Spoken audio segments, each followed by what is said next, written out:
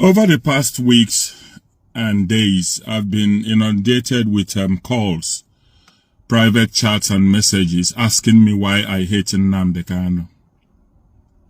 And having taken a deep thought into it, I've searched my soul and I asked myself the same question.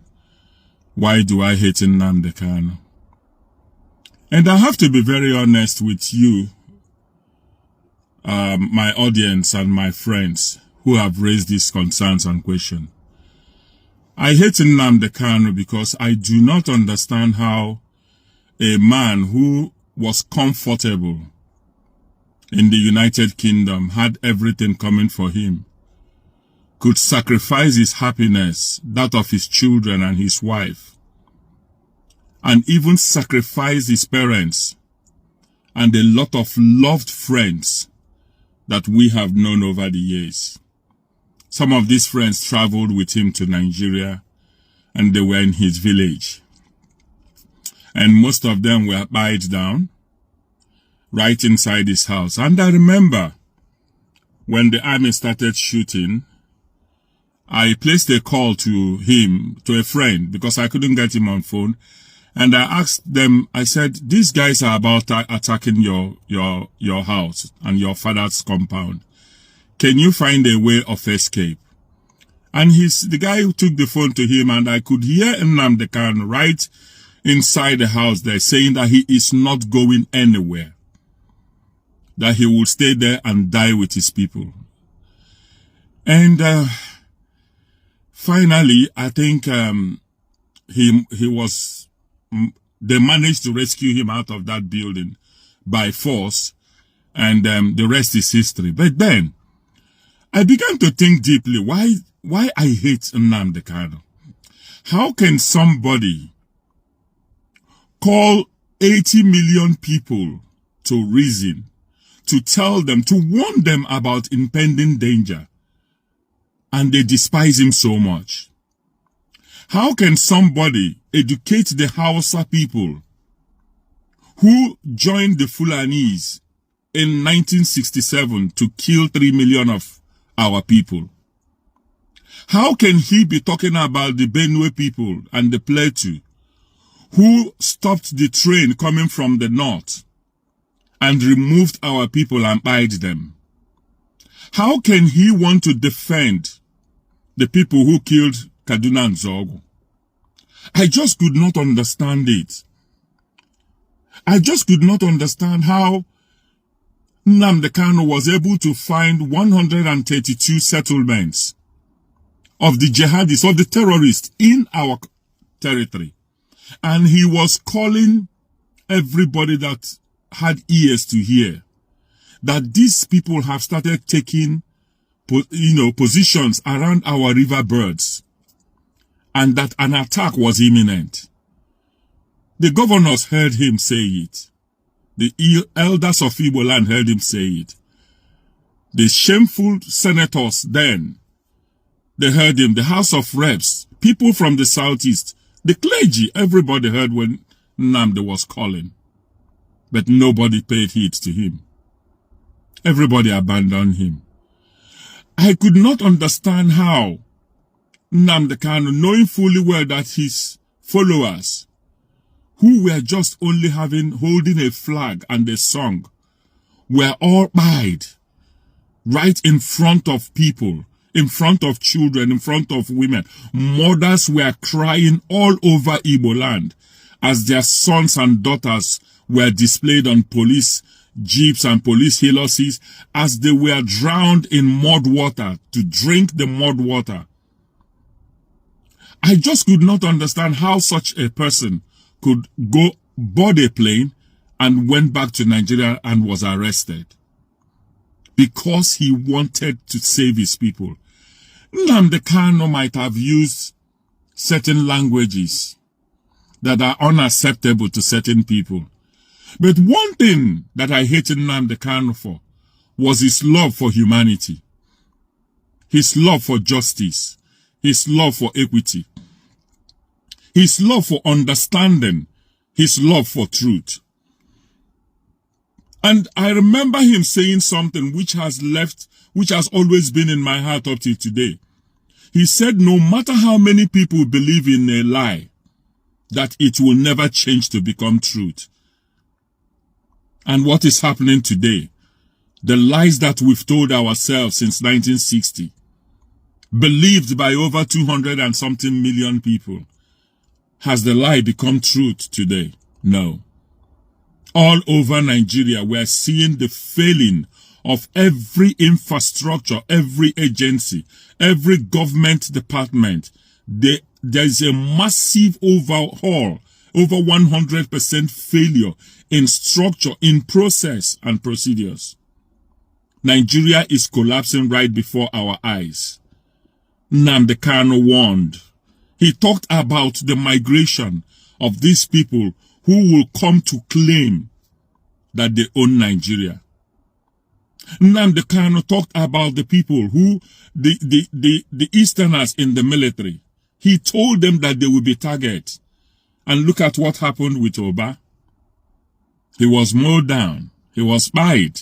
Disgracefully, a general in the army. And I begin to wonder something. If Oba was Musa, if Oba was Bola, and he was killed, maybe in any part of Igbo land, or the eastern part of Nigeria, will there be anybody left in that village? When nobody was killed, only that ESN was defending the forest, they went into villages. They shot at everything that moved. Another thing that I hated Nnamdi Kanu for was when Buhari said that there were no Fulanis in our forest. I would have expected Nnamdi Kanu not to set up ESN, but to privately, secretly, set up a structure that would go into the forest and have a party with these same people that Buhari said they did not exist. Buhari wanted Ruga. He was pushing these people into our forest. There was a forensic analysis of all the settlement of these people in Igbo land. It was 132. We all saw it. The map was there. But what crime did Nnamdi Kanu commit? He committed a crime because he was expecting the cowards of Igbo land, the weak men in government, to set up a security structure that will deal with this impending doom. Instead, they wanted to buy Nnamdi, and not the people who had come to buy them.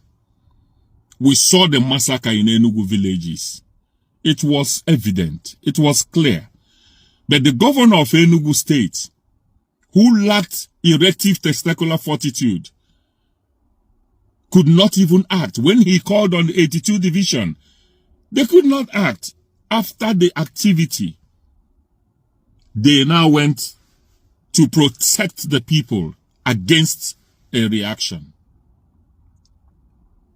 Now, the terrorists in the north, they called them repentant. They suddenly became repentant. They were integrated into the army. Somebody even boasted saying that these people can even become the president of Nigeria. Unlike in Julius Caesar, one of them even has become a president. Even if you want to call the person a vice, a third vice, a second man, a second lady, whatever name you want to go by it. But we've seen these same people who sponsored the terrorists in Nigeria holding critical positions. You can imagine a terrorist will come out of the forest with his AK-47. He would have a meeting with the government, and then they will say he's become repentant. They will now officially give him a gun. This is one thing why I hate Nnamdi Kanu for. Because Nnamdi Kanu saw these things coming. And then Nnamdi Kanu, instead of him to just keep quiet, go into his house, take a bottle of beer and sleep, he kept on from night to day. He was in Radio Biafra, speaking, calling, shouting, crying. He had no hate for anybody, any tribe. He only had hate for injustice. He only had hate for lack of equity. He only had hate for those who hated his people. He only had hate for those who did not want to have a seaport, allow a seaport in the southeast. He only had hate for those who did not want to have an airport, functioning international airport in the east. He only had hate for those who did not want to grant the permission for the reconstruction of Imo Airport to an international cargo airport. What Nnamdi Kanu wanted was peace for every nationality. He spoke for the Hausas. He spoke for even the Fulanis that are buying his people. He spoke for the Yorubas. He spoke out for even when they had their own agitation, he welcomed them. He spoke to Gani Fayemi. He spoke to, FKK. He was his friend. But alas, et tu brute brutus. Everybody, they stabbed him at the back. And that's why I hate Nnamdi Kanu. Because he could have just gone in and enjoyed the comfort of his British nationality with his children. Very brilliant son that is doing well. Rather, he took the burden of 80 million people, plus the Hausa people, plus the Yoruba people, plus the Benue people. He cried for them. He wanted justice for all nationality. He wanted Nigeria to function. At a time, he demonstrated for good governance in Nigeria. But what is happening today? The politicians, the same people that he wanted to save, now hate him. They allowed him to be condemned based on no existent law, but based on hate, based on dislike. And then Nnamdi Kanu is suffering for 80 million people and above. And you want me to like him? I do not like Nnamdi Kanu. I hate him for the sacrifice that he has made, which I don't think I have the courage and the tenacity to do. But let Chukwu Okike Abiyama, the supreme God of Igbo, be the judge. And let him decide the fate of man. But will all of us that adore him, will we ever forget him? No. Will we ever say in our heart that there was no man called Nnamdi Kanu? There was a brave man, a hero of his people, a speaker of his people, a man like no other man, a man who told us never to be afraid in the presence of our enemies, that we must be brave. And that braveness is what the Igbo people need. That braveness is what the Yorubas, the Hausas need to confront our common enemy. We are not our common enemies. The common enemies are there. They are the ones who fly around with siren. But because they have used tribalism to hold us, to hold you people to ransom, you cannot think beyond your immediate environment. And you think the Igbo man is your enemy. And that is why I hate Nnamdi Kanu. Because he tried to call your conscience to reality. Let us keep killing our heroes. And we expect freedom.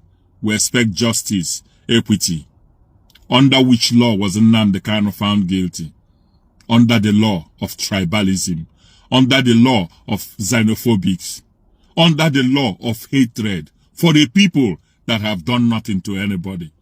A people who have always been the victim since 1967.